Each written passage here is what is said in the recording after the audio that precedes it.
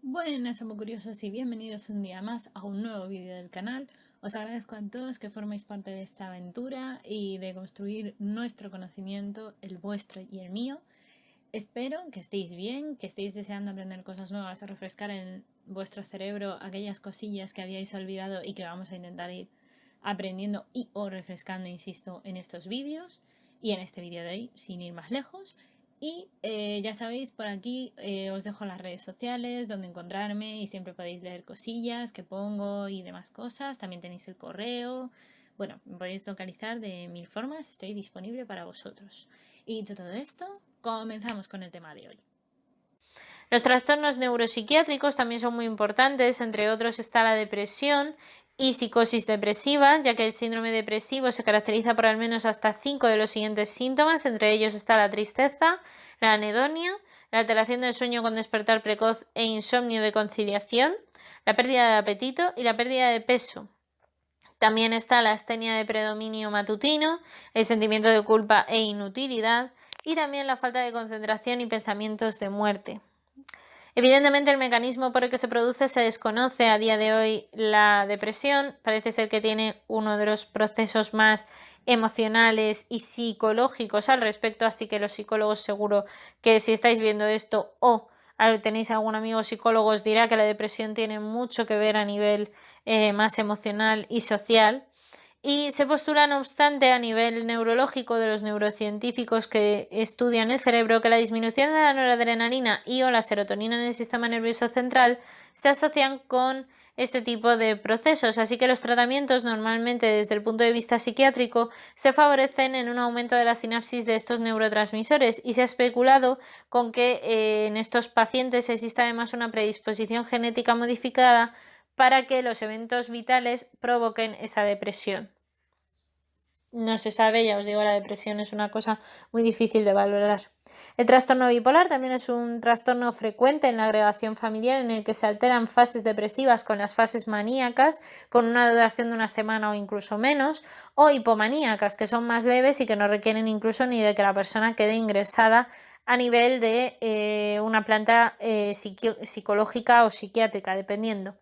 También están las caracterizadas sobre todo por un estado anímico, normalmente este tipo de trastorno bipolar, expansivo con euforia, insomnio, impulsividad, hiperactividad, mucha verborrea, fuga de ideas, un delirio de grandeza e incluso una escasa conciencia de la enfermedad. De hecho, el trastorno bipolar se trata con fármacos eutimizantes que mantengan un estado de ánimo lo más estable posible, claro, y clásicamente se utiliza el litio, que también junto con los neurolépticos y antiepilépticos son normalmente los que más se supone que ayudan a paliar este tipo de problemas que se pueden llegar a producir en el trastorno bipolar, que también tiene evidentemente un componente psicológico, ¿no?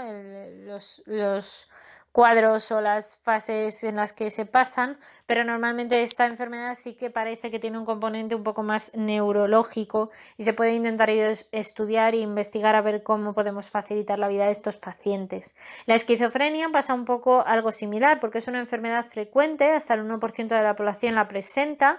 Ya os comenté que había un trabajo por ahí, os lo puse por hilos, de la esquizofrenia. Bueno, pues la esquizofrenia, para que os hagáis una idea, es una enfermedad muy grave caracterizada por la pérdida de contacto con la realidad en unos procesos de psicosis y la presencia de alucinaciones, ideas delirantes, aplanamiento afectivo, abulia y gran deterioro de la actividad social y laboral normalmente del individuo. Existe una hiperfunción dopaminérgica subcortical y una hipofunción glutamatérgica corticomesolímbica, que se relacionan al final con una aparición de síntomas positivos de la enfermedad, que ya veremos que tiene síntomas positivos y negativos, y una hipofunción glutamatérgica mesocortical frontal que se asocia con los síntomas negativos precisamente que acabo de mencionar. Bien, los síntomas positivos, ¿cuáles son en principio? Alucinaciones graves, delirios, alteración del curso del pensamiento, conductas extravagantes, entre otras cosas. Y tenemos también que varían con el tiempo y responden normalmente muy bien a los neurolépticos. Por otra parte tenemos los síntomas negativos, que son los de la anedonia, la alogia, es decir, la falta de la espontaneidad y fluidez en el pensamiento, la apatía, es decir, no les apetece nada, están como insensibles a todo, la abulia, el déficit de atención y el aplanamiento afectivo. Estos suelen ser un poco más estables y con un escaso aplanamiento afectivo en ese. Estos suelen ser estables y de respuesta también al tratamiento. Lo que pasa que normalmente los tratamientos, como ya os comenté en los hilos, suelen tener o mucho efecto positivo en los síntomas positivos o mucho efecto positivo en los síntomas negativos, y encontrar una única medicina que sirva para ambos es muy difícil y no es nada fácil, de hecho, esta enfermedad, y es difícil también de estudiar. La causa, sobre todo, con la que se relaciona esta enfermedad es por predisposición genética y la interacción también con algunos factores ambientales, porque, como ya os comenté en el hilo, parece ser que algunas infecciones virales, complicaciones intrauterinas, perinatales, nacer, por ejemplo, en una época u otra del año también han llegado a decir, o vivir incluso en zonas que tengan más contaminación o no, pero sobre todo una de las cosas que sí que está muy demostrada con la esquizofrenia, como ya os comenté en el trabajo que está, ya digo, en redes sociales, os lo podéis ir a leer cuando queráis, es el tema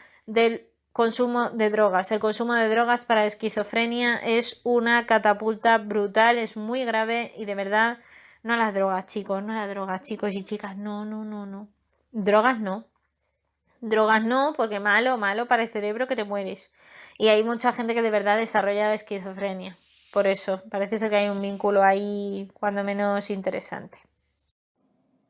Y hasta aquí por hoy, amo curiosos. Espero que hayáis aprendido, que os haya resultado entretenido y, sobre todo, ya sabéis, darle al pulgar hacia arriba, darle a la campana, dejaros las dudas, la información que encontréis que a lo mejor yo no he puesto sobre el tema, comentarios si queréis y demás aquí en el vídeo o en redes sociales o donde queráis.